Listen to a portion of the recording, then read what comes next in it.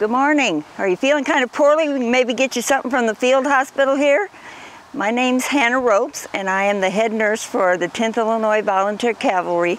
And what I normally did was I oversaw several other nurses who came into our unit. Now, if you look at a unit, you will hardly ever see just a single female nurse or a single female at all, because that was very improper during the Civil War. You would see at least, if not one, probably 4 or 5 at any point in time. Anytime you were there as a nurse, you were usually sent from the larger hospitals, such as St. Louis, Philadelphia, New York. And what we did was we came in and we were more or less like a glorified mother. The surgeons absolutely hated having females in camp, but they found that when they did have females in camp, because of their mothering that they did, that the soldiers tend to get better a lot quicker.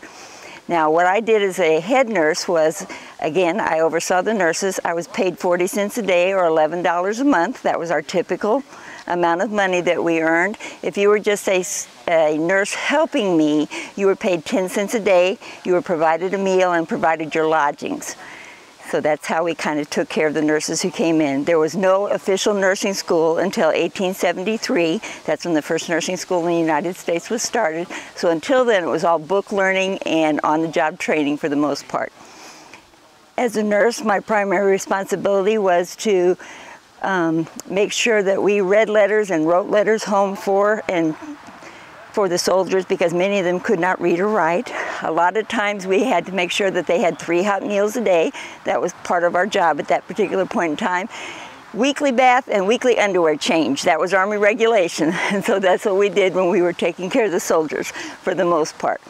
If there was not a laundress or a seamstress in the camp, then that was also our responsibilities, as well as a cook. So we had multiple duties that we were responsible for at any point in time. A few of the things that I have here on the table, just to kind of let you know. First of all, just to show you this little skull right here. When we started, or when the Civil War started, they had just started making artificial eyes. And so what they would do is they would find human skulls. They made an eye, and it's not a round eye like an eyeball that you know today. It's kind of concave. They made it in a variety of colors, so that obviously if you had blue eyes, you could get blue eye replacement or brown, whatever it happened to be.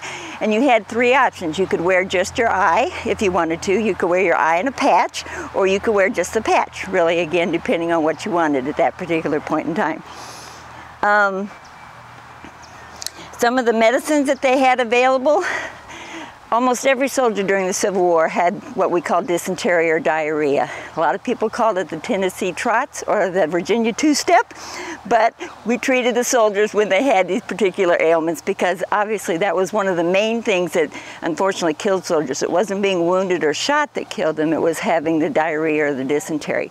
So we gave them a colloid, which kind of bound them up, so hopefully they would not have the diarrhea quite so bad. We had a variety of medicines too. They did have alcohol, but it wasn't used for cleaning, because obviously they did not know about antiseptic during the Civil War at any point in time. What they used it for was either to physically drink, or occasionally they would put it around a wound if they wanted to, but it was at the physician's discretion. One of the major things that they used was something called blue mass, and it came either in a liquid form like this, or it came in pills, and it was very similar to Tylenol that we have today. It was used for headaches, belly pain, female problems. The only bad thing about it is it's 33% mercury. So what happened was a lot of the soldiers were being mercury poisoned and didn't realize it at that particular point in time. And what they would do if they were taking it for any length of time, they would get a very bitter taste in their mouth. They would start losing big hunks of hair. Excuse me. They would also get a lot of belly pain, and eventually they would get a bluish cast to their skin. And unfortunately, if they were that far along, they weren't going to be around much longer. And again, because we didn't know the effects of mercury at that point in time, it wasn't uncommon for people to get it. They also had something called laudanum, which was a combination of opium and whiskey. Soldiers liked that a whole lot, knowing that they could ask for it about every 2 hours from the surgeon. It was not uncommon that you could go into any pharmacy during the Civil War and just ask for a bottle of laudanum or a bottle of morphine or a bottle of opium off of the shelf. Not like today where you have to have a prescription for all those controlled narcotics, and they would give it to you. That's one of the reasons after the Civil War they started rehabilitation institutes too, for the simple fact that so many soldiers were very, very dependent on any of those narcotics when they were being used. If you had a headache, they figured you had too much blood. And so what they were going to do, and they didn't do it all the time, just if they felt it was necessary, they would bloodlet you.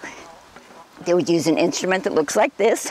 They would cut a little hole in your arm here, let you bleed, and hopefully that would get rid of your headache. If that didn't work, then they would probably give you some leeches, which we have right here in this bottle.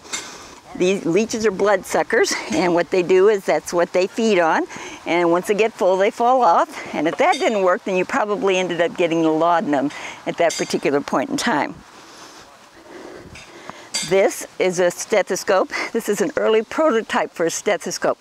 They had two different kinds of stethoscopes during the Civil War. What you were looking at is when these were first made, and when you went to see your surgeon, and all the doctors back then were always called surgeons, it was very improper to touch ladies, and so they would stand some distance from you, and then they would literally either put their ear to your chest or to your back, but standing as far away as they could. When the stethoscope was invented, they had a little more closeness, but they still wanted to keep their distance. So this one is for a male. The female one's about 6 inches longer. So again, that distance was there when he was listening to your chest or to your back at any point in time. Let's see what we have here. Bullets. Again, like I said, dysentery was probably the major thing that killed most of the soldiers during the Civil War. However, these are the bullets. They're called Manet balls. Obviously, they don't look like a ball, but they look like a little cone-shaped bullet. And if you look very closely at them, there's some markings on the bottom of them. Before these markings were applied to these bullets, if I was shooting the bullet at you, what it would do is come out of the gun, kind of scatter back and forth like this until it hits something. It might not hit you, it might hit somebody who's next to you or 2 or 3 people down, but it would strike something. Once they scored these bullets, they were very accurate when they were shot out of a gun. So what it would do, unless I'm a really bad shot, I'm probably going to get you this time if I'm shooting at you.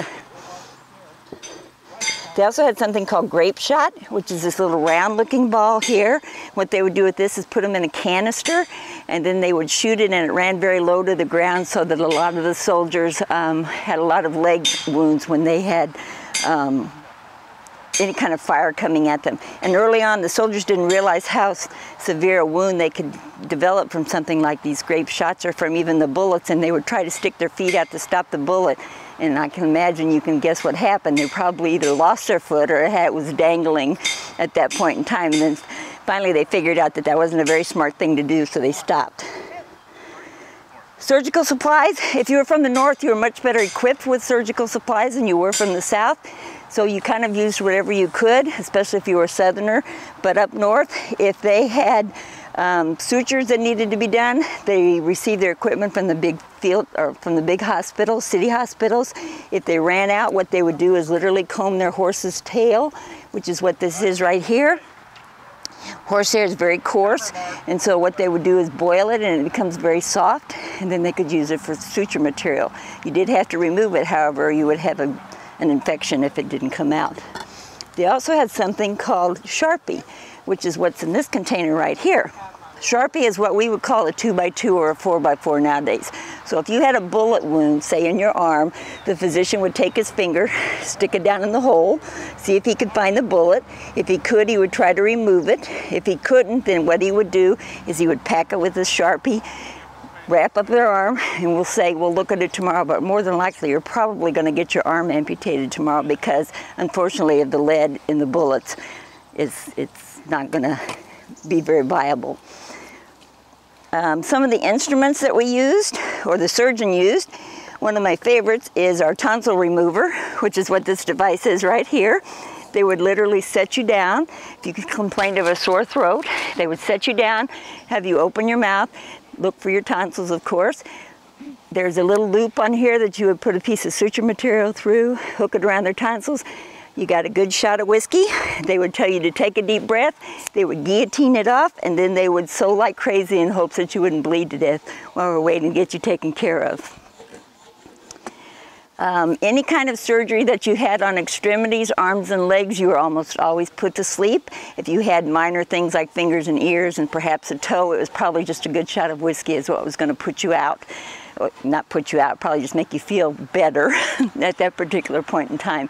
Surgeries took amputations anywhere from 5 to 10 minutes. They did have anesthesia back then, but it didn't last for very long. They had both ether and chloroform. They preferred chloroform to ether because ether is very flammable, and they were afraid that repercussions from the cannon fire round from the battles would ignite the ether, so they used a chloroform. And like I said, it only lasted 5 or 10 minutes, so they were very, very quick in getting any kind of extremities off of a person. I have a question. Yes. If I want to sign up to be a nurse with the Cavalry, are there any special requirements? The only requirements you really had to have was you had to be 35 to 50 years old. You couldn't be looking for a husband or a boyfriend. You had to be of good moral character, willing to give at least 3 to 6 months of service. They expected you to wear any kind of dark clothing because of the blood stains you were probably going to receive. So gray, blacks, browns, olive-colored type of things. And that's all you did. Like I said, it was pretty much on-the-job training. As you'll notice at each end of the table, I have 2 different colored flags. When the war first started in 1861, a typical field hospital flag was a solid red color that you see here on my right. In the latter part of 1862, they changed it to a yellow flag with a green H, which is what's here to my left. This is kind of what it looks like. And the red flags were used for triage. So when they had battles, what you would see is the surgeons would take the red flags out onto the field. And if you had a soldier who was wounded, then they had to be taken to the side to be triaged by the surgeons. And they could either take care of them right there, or if they felt that their wound was bad enough, they would send them back to the field hospital at that particular point in time. As I mentioned a little earlier, the surgeon could get an arm or a leg off in 5 or 10 minutes or less, depending on how severe the wound was when they came into the unit. And what they would literally do is they would throw it into a pile very similar to the one that we have here on the ground. What we're standing in right now, which is an outdoors, is a very typical operating room setting. If they were doing surgeries all day long and even into the night, they would have soldiers standing around holding lanterns so that the surgeons could go ahead and address the wounded soldiers when they came into camp. You would find anything. You could find arms, you could find eyes, your legs, any kind of abdominal type of injuries. Again, at the end of the day, if they had a chance, they would bury it or burn it, and if not, then it was dinner for the critters that night. Kind of depends on what was going on. This is typically some of the things that you would have seen a soldier carry. They had a shaving kit, which had a little bit of everything, and everything that they had and everything they owned were carried in what they call a haversack, which is very similar to a backpack in today's modern world. But that would include all of their personal items, any kind of food that they had, anything, any kind of writing material that they may have brought with them so that they could take it in one trip. If they had cards, they usually could carry cards. This is a shaving kit that they may have had. They had very small mirrors so that they could address any kind of hygienic things that they were dealing with that particular day.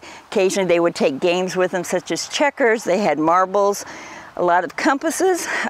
Sometimes we had soldiers here who were in the Navy, and so they would come into the area to be addressed because they had been wounded for some reason. And we always kept 2 things. We always kept rope on hand because they loved to tie knots, and we always had their compasses, or we had something very similar to their compasses so that they could work with them when they were in camp until they recovered, and then they were sent back to their unit for the most part. Typical bags that you would have seen, as well as chests.